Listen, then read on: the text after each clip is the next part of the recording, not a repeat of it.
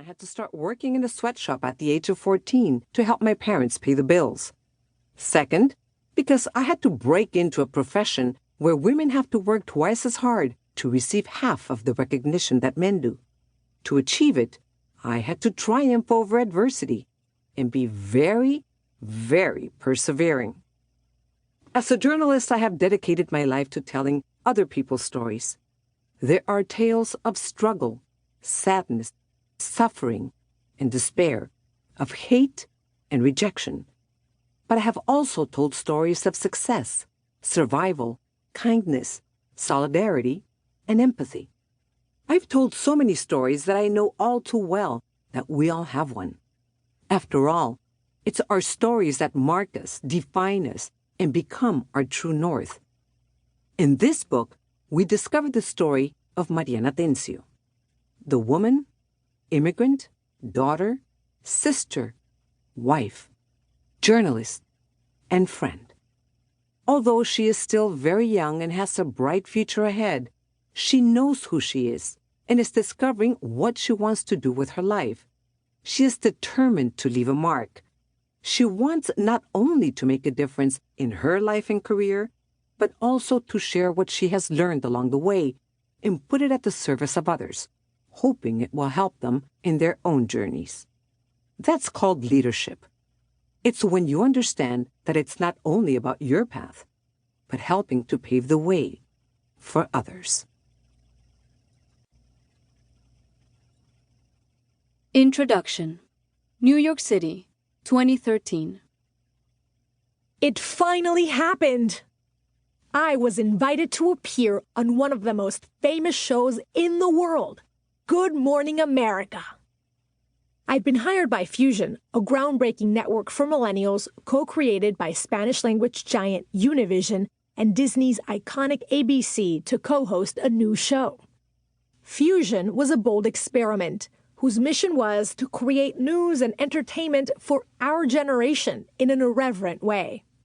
In a stroke of luck, I had auditioned for the big honchos at both networks and was hired.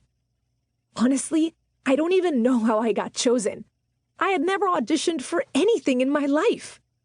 The other talent trying out included celebrities, comedians, and former White House communications staffers, since politics would be a big part of the channel's DNA. I felt like everyone there was somebody, a list of who's who.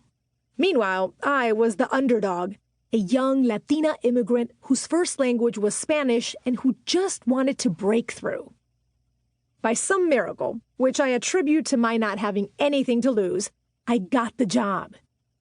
Now, along with my future co-anchors, Pedro Andrade, a famous model and journalist from Brazil, and Yannis Pappas, a successful stand-up comedian from Brooklyn, I was going to appear on GMA, live from Times Square, mi gente, to talk about our new show.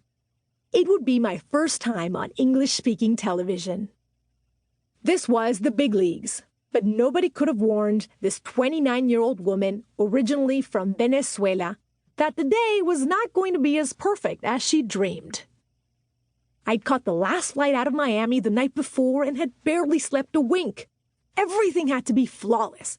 After getting so far, what could go wrong? That morning, I got up at 5 a.m. sharp, blasted some 90s merengue music, and brushed my teeth while showering. It's a habit, no time to waste. I was determined to be at the GMA studios by 7 a.m. After careful consideration, I selected a mustard-colored top and a black skirt, what I considered my best pair of shoes and classic jewelry. From what I gathered, women on English-language networks had a much more subdued appearance, and even though we were representing a younger audience, I wanted to look the part. I slipped on my favorite pair of flats to spare my feet from walking the streets of the Big Apple in high heels. I wanted to walk all the way to Times Square from the apartment my parents kept uptown. I needed the time to organize my thoughts. On my way, I stopped by St. Patrick's Cathedral to say a little prayer and give thanks for my many blessings.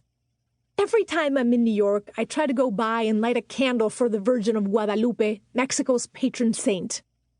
Thousands make the 2,500-mile pilgrimage to her altar from Mexico to New York every December in a trek known as the Procession of La Guadalupana.